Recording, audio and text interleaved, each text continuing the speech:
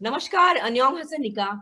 I'm truly delighted to welcome you all from Seoul, Republic of Korea, at this narration of Kasturba Katha today by internationally acclaimed speaker Dr. Shobhana Radhakrishna. Today's event is a part of our continuing 2 years long celebrations commemorating the 150th birth anniversary of Mahatma and his legacy worldwide. Today's Kasturba Katha also coincides with our 6th annual Cultural Festival of India, Sarang 2020, which we started from 16th of October last week. In the past 2 years, that is from 2018 till 2020, commemorating 150 years of birth of Father of our nation, we at Swami Vivekanand Cultural Center and Embassy of India in Seoul have organized a series of events. To begin with, a nationwide Gandhi lecture series was co-organized on a monthly basis with Institute of Indian Studies at Hankook University of Foreign Studies. Started in March 2019 until December 2019, 10 lectures were conducted in different cities of Korea, including Seoul, Busan, Cheongju, Chuncheon, and Jeju Island. It aimed to spread Gandhi's thoughts and his philosophy, which still have values today. Each lecture attracted participants from local community, academics, and civil society organizations, along with the support of the local hosts. A joint international symposium on Gandhi's 150-year legacies was organized on October 1st, 2019 by the Embassy of India in association with Yonsei University and George Mason University, focusing on the abiding relevance of his values and principles to the world today. Recently, on 7th October 2020, we had organized another international symposium on the emerging world order and the Gandhian way in collaboration with the Department of Indian Studies at Hankook University of Foreign Studies on this digital platform. A special lecture was also organized at Yonsei University Leadership Center in March 2019, where Shobhanaji herself gave a lecture on Mahatma Gandhi's changing leadership and its connection to contemporary society during her visit to Seoul. Recently, again, in July 2020, she narrated the Gandhi Katha online on the theme Crisis due to COVID-19 pandemic and the need to live in harmony with nature, the Gandhian way. Taking it further from youth to children, a painting competition for elementary school students was held in June 2019.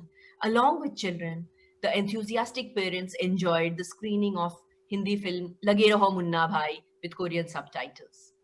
Again, in the month of September 2020 this year, we had co-organized an illustrated poetry and essay competition with Gandhi Ashram of Institute of Indian Studies at Hankook University of Foreign Studies. Mahatma Gandhi practiced sustainable way of life at both individual and community level, and environment consciousness was his prime concern. Keeping this in view, Korea India Peace Park was also unveiled in June 2019, and 150 trees were planted at the historic Independence Park in Seoul. A pine tree, a symbol of longevity, and 149 Mungwa plants, the national flower of Korea, were planted in this park. This park highlights our shared values of conserving nature and environment by leading a life in harmony with nature. Last year, again in October 2019, as a part of 150th birth anniversary celebration of Mahatma Gandhi, unveiling ceremony of Gandhi statue took place at Yonji Park in Gimhae. The statue has been gifted by Indian Council of Cultural Relations. A section of this park is being developed as a Gandhi Park to be completed by the end of this year. Earlier in 2014, a bust of Mahatma Gandhi was also presented by ICCR, which was unveiled at Hongboksa Temple in Busan.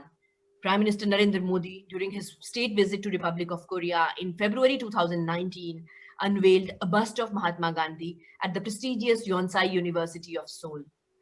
Today's event is a part of our continuing celebrations commemorating the 150th birth anniversary of this great soul and his legacy worldwide. Before I invite Shobhanaji, let me also introduce her to our participants who have joined us for the first time. Dr. Shobhana Radhakrishna is a globally renowned Gandhian, recognized for her invaluable contribution to literature, social service, and spreading the vision of Mahatma Gandhi. She is on a mission to reintroduce Mahatma Gandhi to the people of India and abroad. imbibing Gandhi's values as she grew up in his ashram situated at Sevagram in Wardha. Shobhana ji's focal point is the Gandhian way of life and serving humanity. Currently, she is the chief functionary of SCOPE, Gandhian Forum for Ethical Corporate Governance, formed under the aegis of Standing Conference of Public Enterprises for Promoting Ethical Business Practices and organizational integrity in public sector enterprises, and have given over 300 talks in major public sector enterprises in India. She has regularly addressed young probationary officers of Indian civil services in the Apex training academies of Government of India. With over 4 decades of experience in social work, in development projects in different parts of India, her background of Gandhian constructive work for the development and welfare of the underprivileged communities has led her to dedicate her life to the cause of serving the poor. He has traveled internationally to give lectures on the occasion of United Nations International Day of Non-Violence. As a part of the 150th birth anniversary celebration of Mahatma Gandhi, she has delivered lectures and Gandhi Katha offline as well as online in over more than 50 countries with support from respective Indian missions and also Ministry of Culture, Government of India. It is a personal pleasure and delight to welcome Dr. Shobhana Radhakrishna today on this virtual platform. We look forward to your narration of Kasturba Katha, story of the life and times of Kasturba Gandhi, who was not only a wife, a mother, a companion, but a satyagrahi too. Often Kasturba Gandhi's role in the freedom struggle and her influence over Gandhi's life has been relegated to the shadows, but how she was instrumental in making Mohandas into Mahatma is what we are going to hear today from Shobhana ji. Over to you, Shobhana ji. Thank you, Dr. Sonu Trivedi ji, for this very, very warm welcome. And namaskar and welcome to the Kasturba Katha, narrated by me during Sarang, the 6th Festival of India in the Republic of Korea. I want to express my deep gratitude to the Ambassador of India, Srimati Sri Priya Rangarajan ji, and Dr. Sonu Trivedi ji, Director of the Swami Vivekananda Cultural Center, Seoul, for organizing the online Kasturba Katha today as part of the 150th birth anniversary commemoration of Mahatma Gandhi, which is also the 150th anniversary of Kasturba Gandhi, his wife. It becomes very significant during this time, as in India, we are all celebrating Mother Goddess or Matru Shakti during the Navaratris. And today I'm so delighted to talk about the Matru Shakti, Jagadamba Kasturba Gandhi, and share about some of the achievements and transformation and sacrifice and suffering that she went through.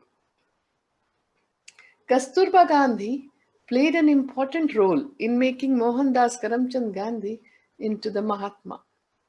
She was as strong and as great as her husband Mahatma Gandhi.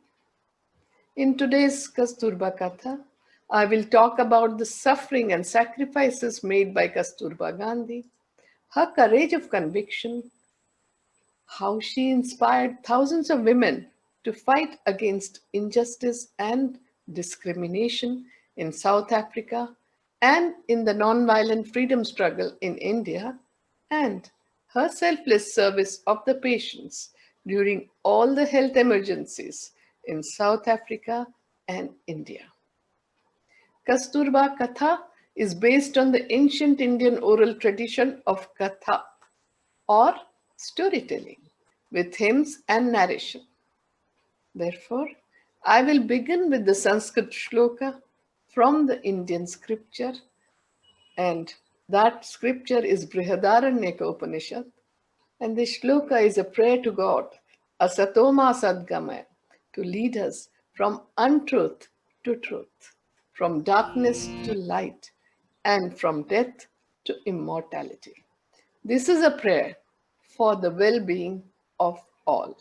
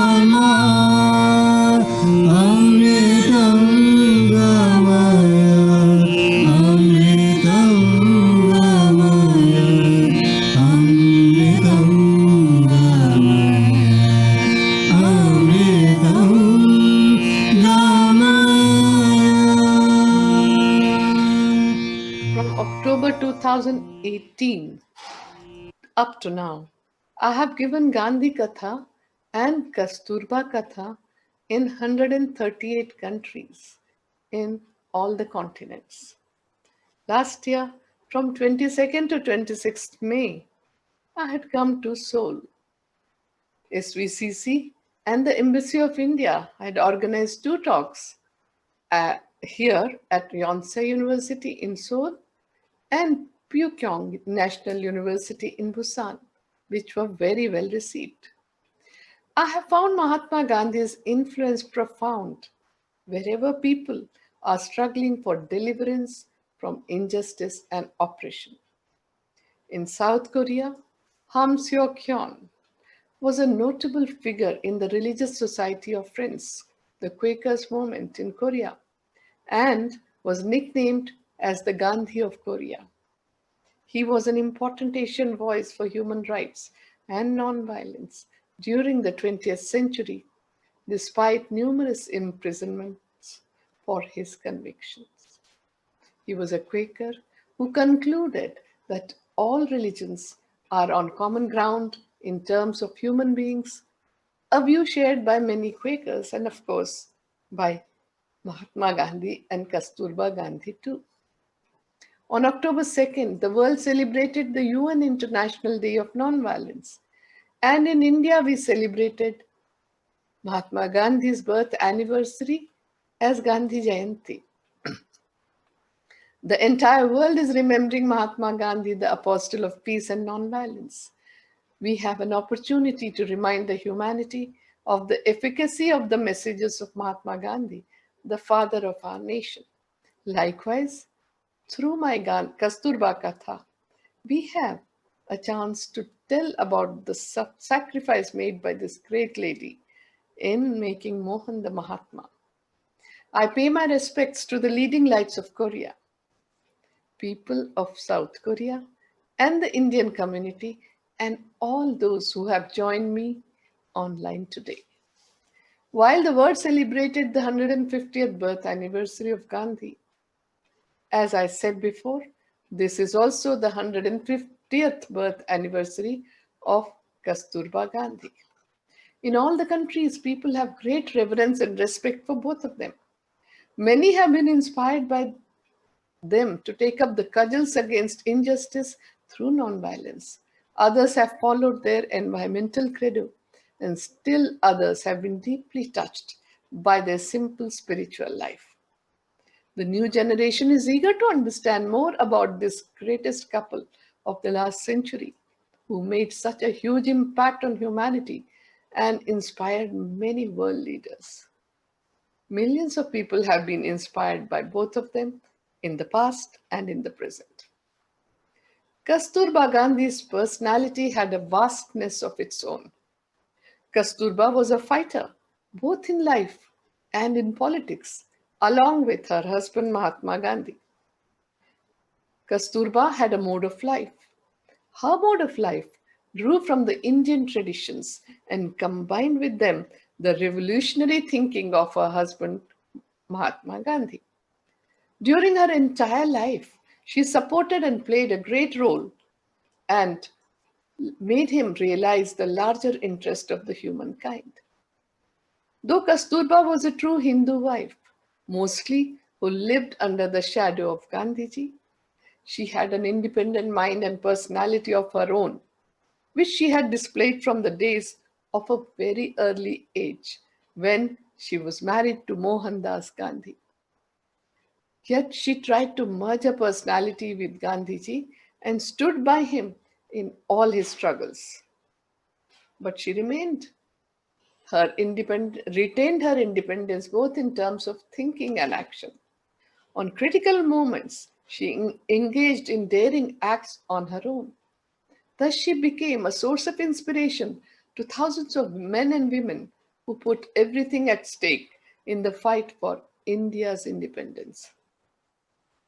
In her speech in 1922 in the political conference, she had said, "It seems to me that the thoughts and experiences of Gandhiji are relevant today, and his path is always beneficial and peaceful. Gandhiji's message is the eternal message of religion. I believe that mutual cooperation among the people is self-rule or Swaraj. If Swaraj means the happiness and peace of 30 crore Indians, that can be attained only by peace. One can never get peace by using the means of disturbance. When our mutual cooperation falls apart, we are forced to bow our heads before the rule of others. One can never get peace by any other means. Kasturba Gandhi also talked about maintaining interfaith harmony and unity between the different faith communities. Kasturba's upbringing and values were passed on by a strong religious family in which she was born, which included going to the temple daily, worship of the sacred tulsi or basil plant, prayers, strict vegetarianism, intertwined with equality of all the religions, the dignity of labor, and the control of the palate. It did not involve a rebellion against men. It combined renunciation, penance, and non attachment with self dependence, dignity, and sacrifice. And thus her life remains an inspiration for all of us. Kastur was her name. She was the daughter of Gokul Das Makanji Kapriya and Vraj Kunwar Bha, who was born, it is said, that on 11th of April 1869 in Porbandar, in the same year as Mohandas Gandhi, son of Karamchand Gandhi, and Putlibai was born. Karamchand Gandhi served as the Prime Minister of Porbandar and was an influential man. But so was Kastur's father. She was raised as the only daughter and the middle child of wealthy parents. Her father was a leading citizen and one-time mayor of Porbandar town in British India. At the age of 7, she was betrothed to her neighbor Mohandas Gandhi. As they grew up, Mohan started attending school, but Kastur stayed at home, as per the customs prevalent in India almost a century ago. Her schooling began by listening to the mythological stories and the great sacrifices made by great women of India, like Savitri, Taramati, Anusuya, and so on. She was taught to cook and take care of everyone. She loved singing devotional songs and was taught in the art of being a good wife, mother, and housekeeper from early on. The parents decided to knit the two families closer together by marrying their children Kastur and Mohandas at the age of 13 with great pomp and ceremonies. After marriage, Kastur came to be known as Kasturbai and spent the early married life in her father-in-law's home in Rajkot. Kasturbai was a spirited girl, had a very good common sense, and was an excellent judge of people. She was courageous, hardworking, simple, God-fearing, independent, persevering, and reticent. But immediately after marriage, she resisted when her husband or her playmate or her friend restricted her moments to meet her friends and go anywhere she wanted to without his permission. Kasturbai was a very independent girl. She had many friends and insisted on going out whenever she wanted to visit her friends or go to the temple with her mother-in-law. When she was spoken to like this, she kept quiet and left. She was never rude, discourteous, or never answered back. But probably she never ever listened to her husband's commands of not going anywhere without his permission.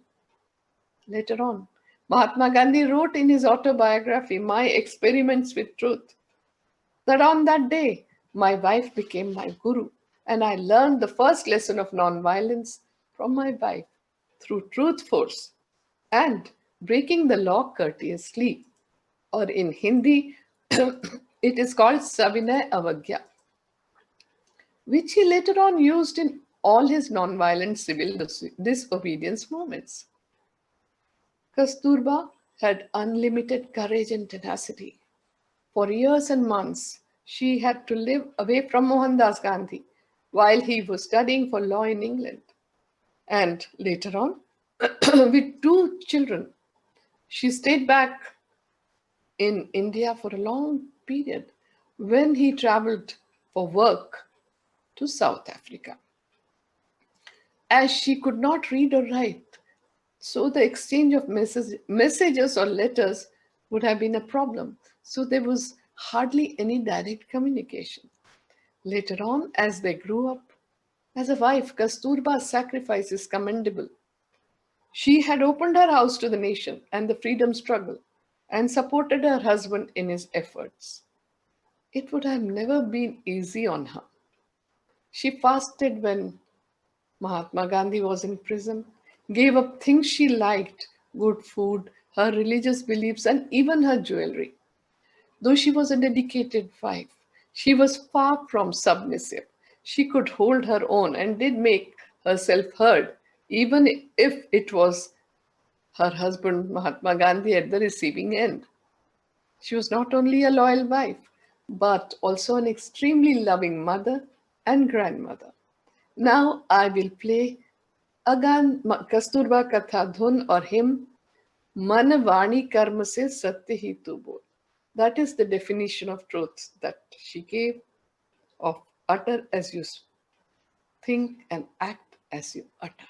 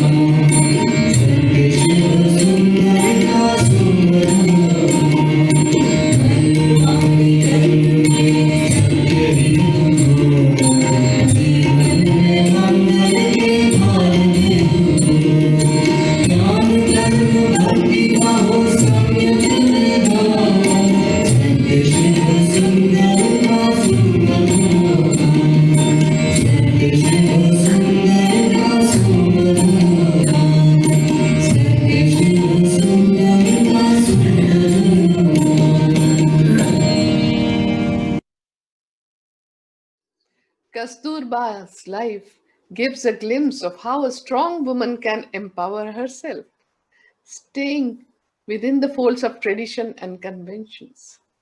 At every stage, Mahatma Gandhi was transforming himself. So she supported him and was a silent partner in all his struggle. She taught Gandhiji nonviolence through her conduct. She won over her husband at the end of the bitterest dispute with her plain, frank speech, her pleasant nature, and firmness. After the initial apprehensions, she always took up the cause started by her husband and started advocating about it through her conduct and communications.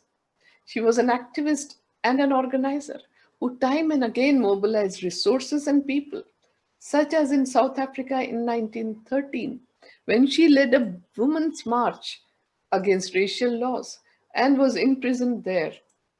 She was the first Indian woman nonviolent fighter, or Satyagrahi, who voluntarily faced a jail sentence in foreign soil in South Africa in a fight for the basic rights of Indian women in South Africa.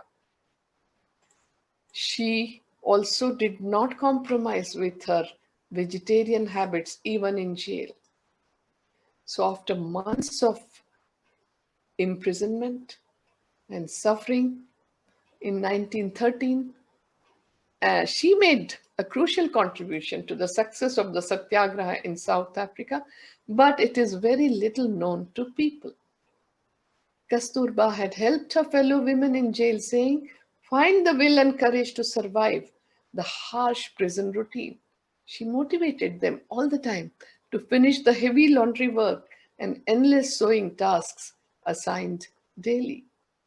She made monumental personal sacrifices, not simply because her husband had wanted her to, but because she was convinced it was the right way.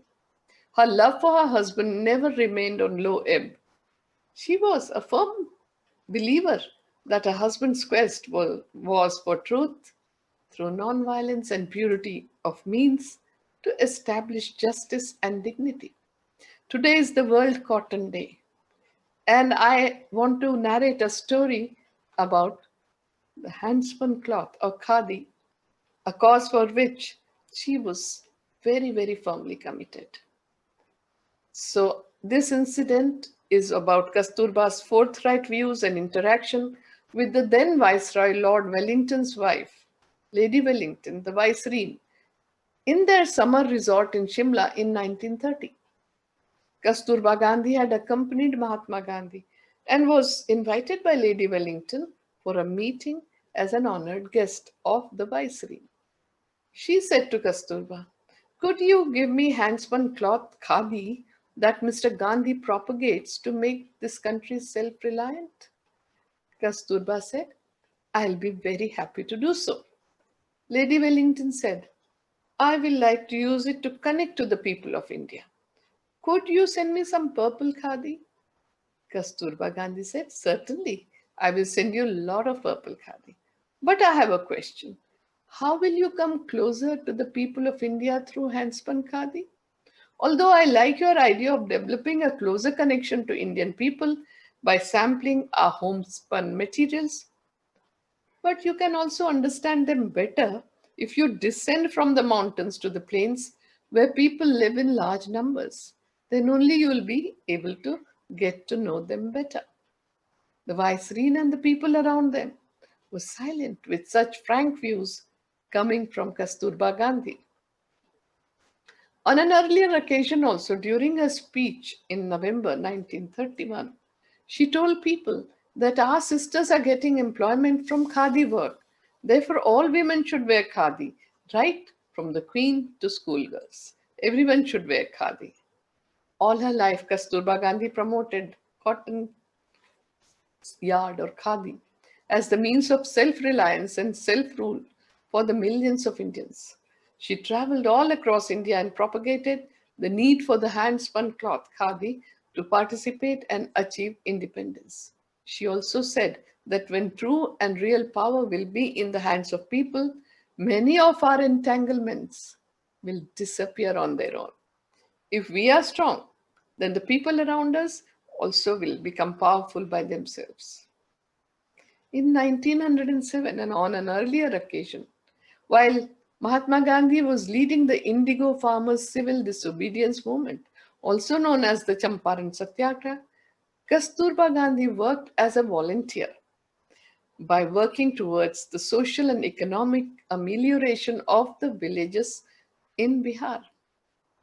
While they established primary schools in 6 villages in the district, Kasturba taught the inhabitants of the region rules on personal cleanliness and community sanitation. She took on a district-wide campaign which required massive re-education in health, hygiene, cleanliness, and sanitation. She began organizing groups of women and children to clean the whole village and taught them how to make brooms, which were first used to sweep homes and then the village's courtyards and lanes. So I'll also tell a story about what happened during the campaign. Mahatma Gandhi and Kasturba Gandhi had visited a small village and they found some of the women folk dressed very dirtily. Kasturba was deputed to inquire of the women why they did not wash their clothes.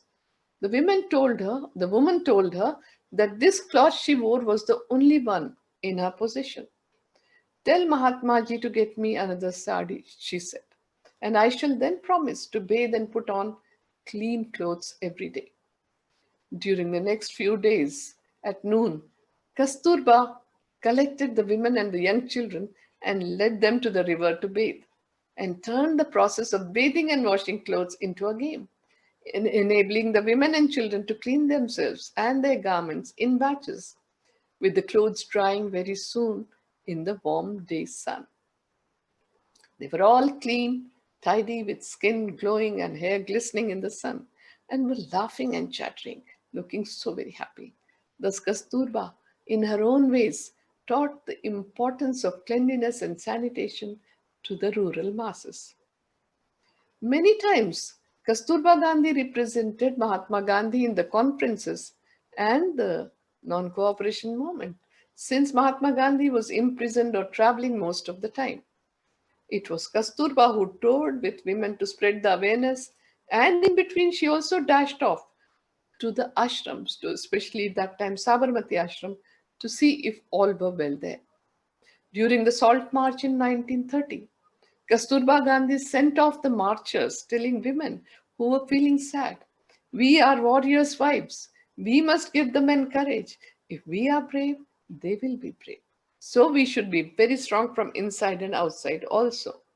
Later, as the Salt March progressed, Kasturba Gandhi looked like a soldier engaged in the non-violent fight, went from town to town and village to village by bullock cart, visiting workers and meeting women and mobilizing them to participate in the non-violent campaign by picketing liquor shops, taking up spinning, wearing only khadi to become self-reliant.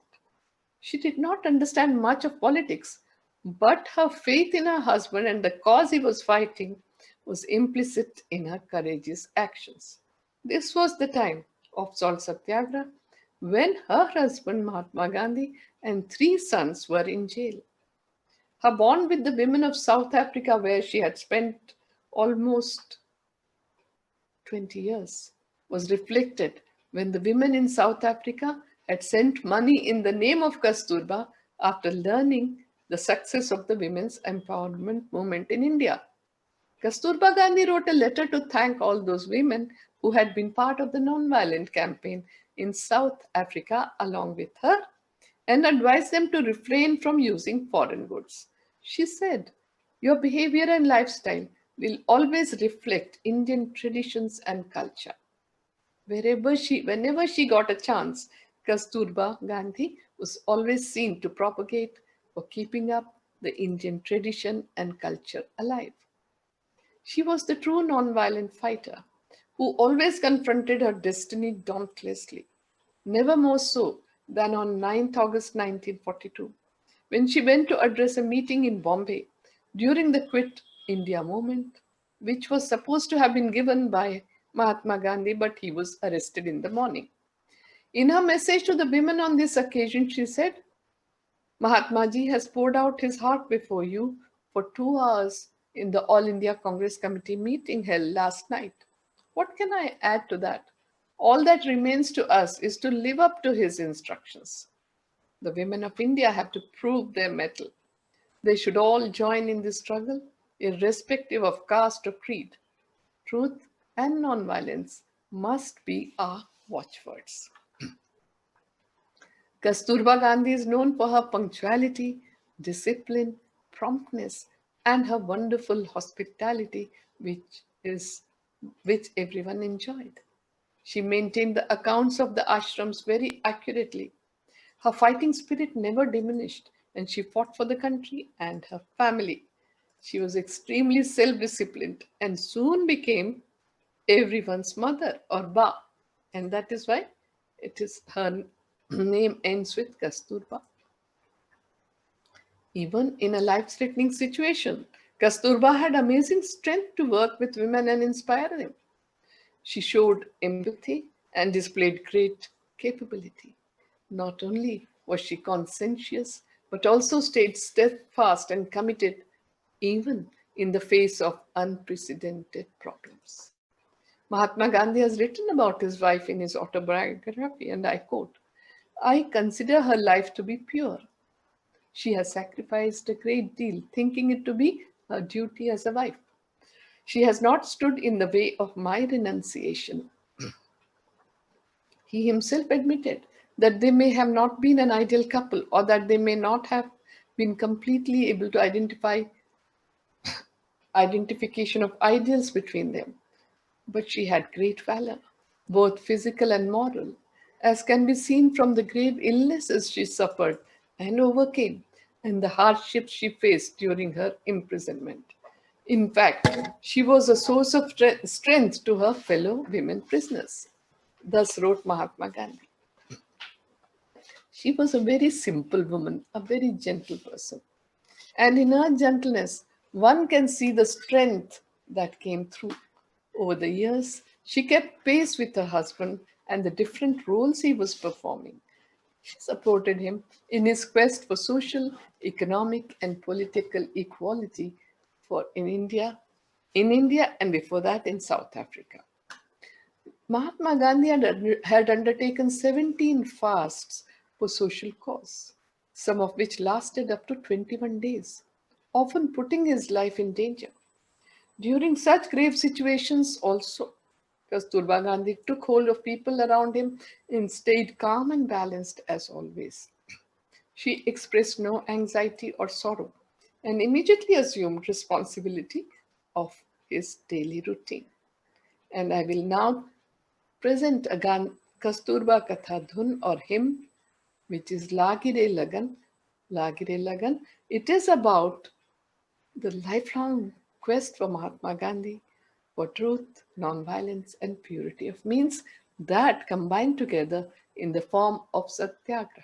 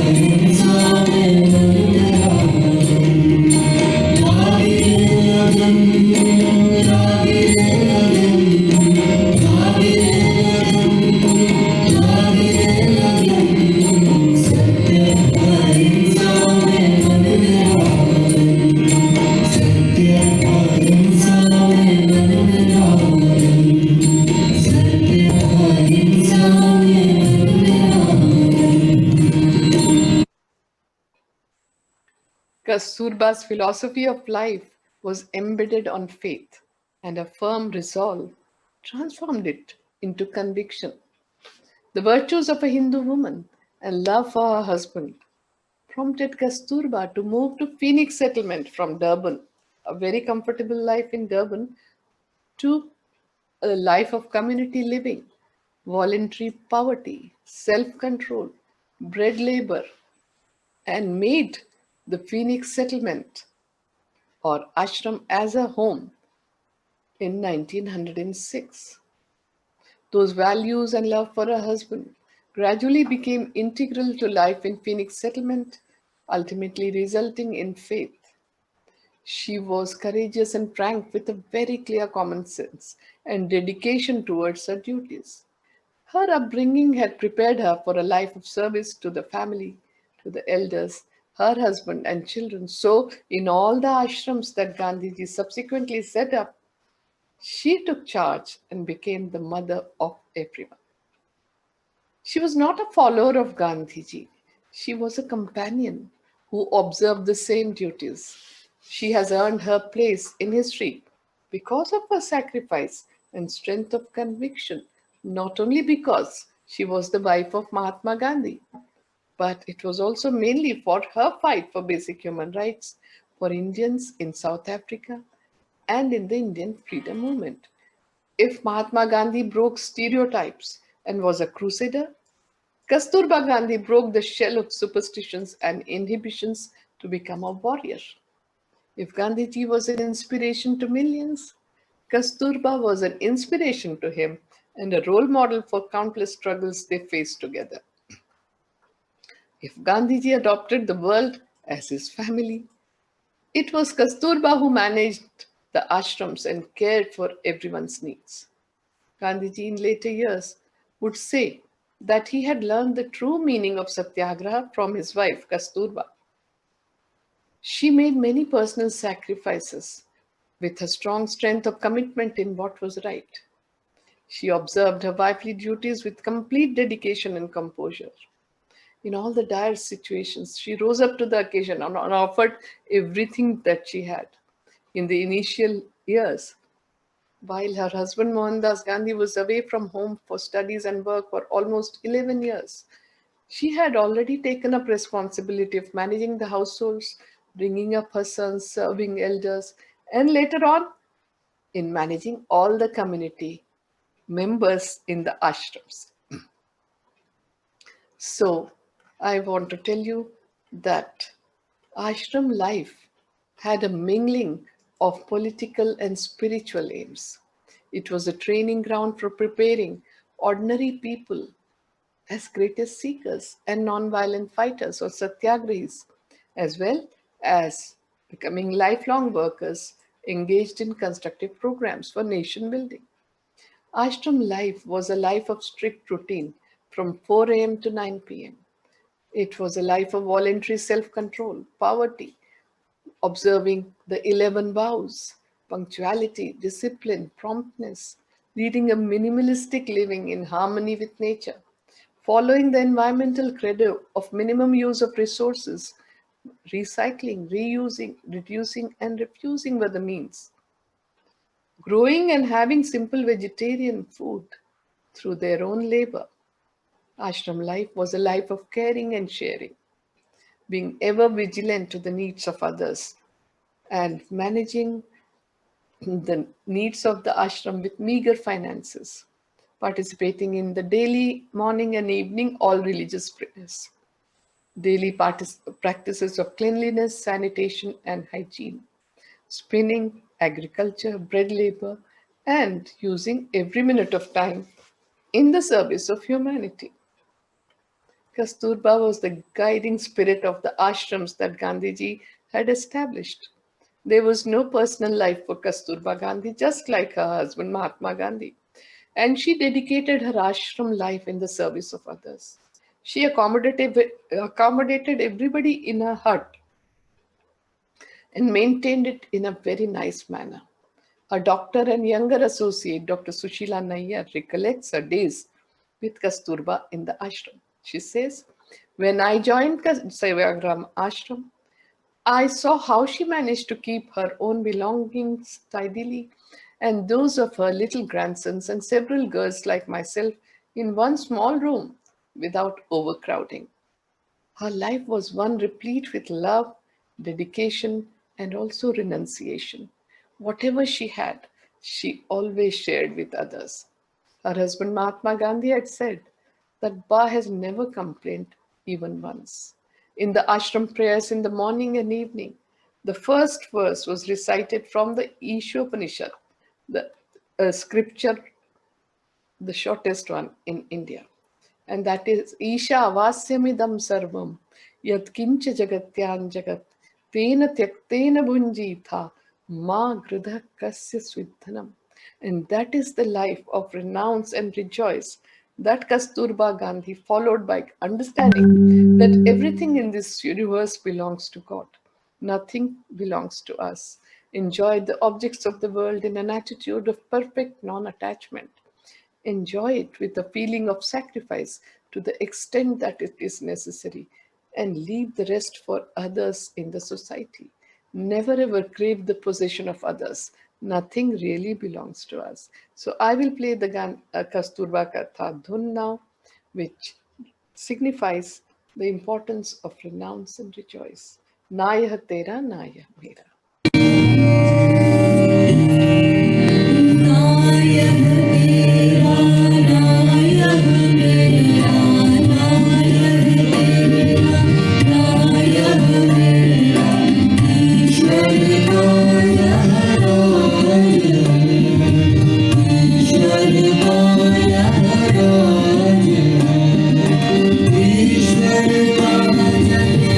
Ishwar ka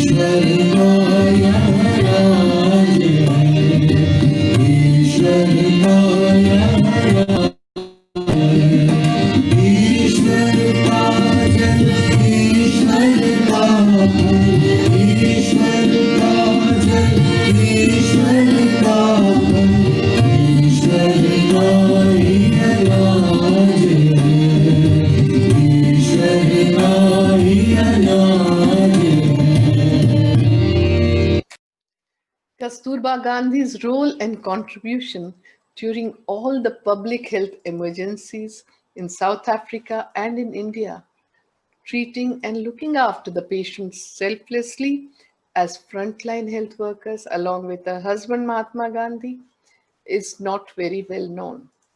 She actively worked with him for eradication of plague and other deadly diseases in South Africa and during the Spanish influenza pandemic of 1918 in India. During the pneumonic or bubonic plague outbreak in the Indian indentured labor or coolie location, where they lived in a very squalid and unhygienic condition in Johannesburg, both Mahatma Gandhi and Kasturba Gandhi rushed there for helping and isolating the patients. While Mahatma Gandhi was caring and treating the patients, Kasturba Gandhi visited every home in the location to talk to the women about basic health and hygiene and explain how to detect plague symptoms. In a broken English and Gujarati, she could communicate and mobilize women to collect sheets, blankets, and pillows for the patients. She collected a willing and healthy group of people and solicited their help to clean, scrub, and sanitize the empty warehouse, which was given to Gandhiji for relief operations by the Municipal Commission of Johannesburg for setting up and serving as a functional hospital. The couple spent many days caring and treating patients through nature cure selflessly and giving solace to the affected families without to live without any fear or anxiety, but being very, very careful about contracting the deadly disease themselves. During the Spanish influenza pandemic of 1918, they opened up the Sabarmati ashram as a quarantine center and treated and served patients through nature cure, provided simple vegetarian diet to boost immunity and maintain physical distancing. Gandhiji and Kasturba Gandhi took care of the families of the patients, looked after their physical, mental, and spiritual needs, gave them correct information, and about remaining positive through prayers, meditation, and chanting of Ramanama, and taking care of each other during the time of this very deadly Spanish flu pandemic of 1918. Gandhiji had said on 10th November 1918, our ancestors could build such tough bodies in the past, but today we are reduced to a state of miserable weakness and are easily infected by noxious germs moving about in the air. There is only one and only one really effective way by which we can save ourselves from them even in our present broken state of health. That way is the way of self-restraint or sanyam, or of imposing a limit on our acts, wants, and needs. Today, the world is facing three kinds of crises globally. First is the COVID-19 pandemic. The second one is the serious and long-drawn financial crisis. And the third one is the ecological crisis, which is impacting everyone. We have to look for answers somewhere within ourselves while learning from the life of Mahatma Gandhi and Kasturba Gandhi. The lesson the pandemic is teaching us is simple. When one member of the family falls sick, the entire family is affected, and soon the community is affected. The nation is affected, and then the other communities in other nations in this globalized world. The well being of one individual has an impact on people on the other side of the globe. This is true of every action of ours. We will have to learn to live with COVID-19 now and in the future as well.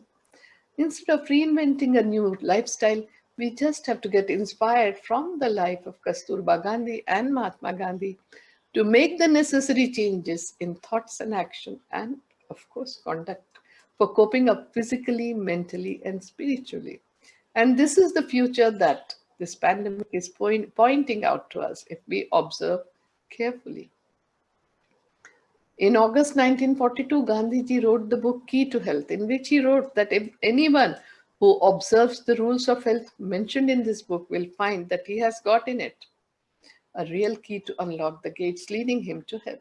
He will not need to knock at the doors of doctors or vaidyas or the traditional health practitioners from day to day. I want to end with a small story. On 12th August 1942, while the nation was being led by Mahatma Gandhi for the Quit India movement, but he was arrested, and then subsequently after a speech, Kasturba Gandhi was also arrested. On 12th August 1942, a car stopped outside the imposing iron gates of Aga Khan Palace in Pune, where Mahatma Gandhi was imprisoned on 8th August. An old lady, very weak with sickness, and a young girl got out holding the pot of tulsi plant. They were Kasturba Gandhi and Dr. Sushila Nair. As they told the gatekeeper they wanted to meet the Mahatma, they had to walk a long way before they met him. And Bapu was surprised. He said, "Why have you come here? Have you taken any special permission to visit me?" Kasturba said, "No, we are also prisoners and were arrested in the evening of 8th August. And since we were kept in a different jail and I was not well, and the jail condition was also not good, so I had refused to eat and they have permitted me to come near you."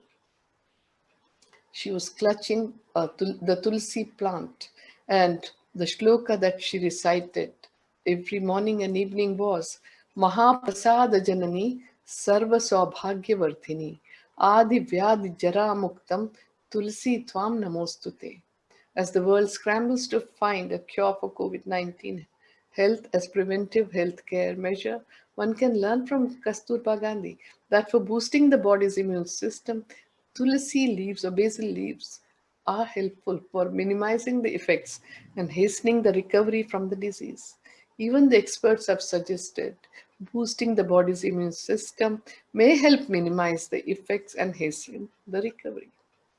On 22nd February 1944, Kasturba Gandhi breathed her last on her husband's lap as a prisoner in the Aga Khan Palace jail in Pune in India.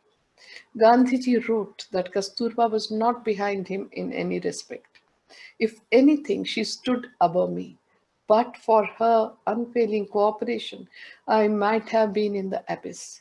She helped me to keep wide awake and true to my vows. She stood by me in all my political fights and never hesitated to take the plunge.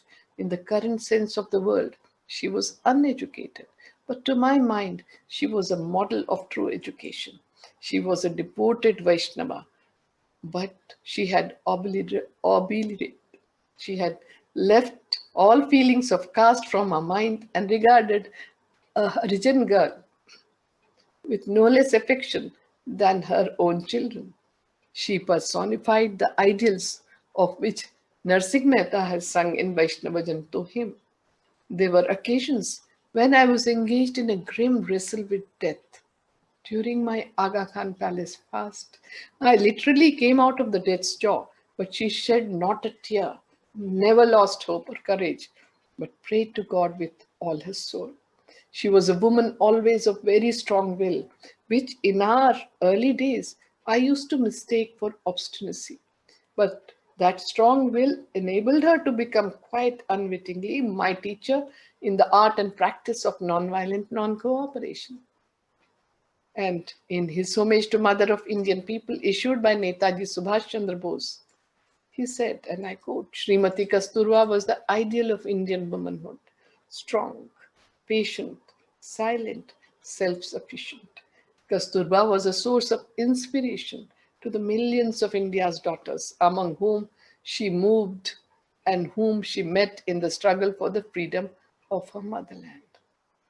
So, such is the story of Kasturba Gandhi, who was such an extraordinary person. And I am so grateful and very, very happy that the Embassy of India and the Swami Vivekananda Cultural Center during the Sarang Festival have hosted this Kasturba Katha, and I'm very grateful to them.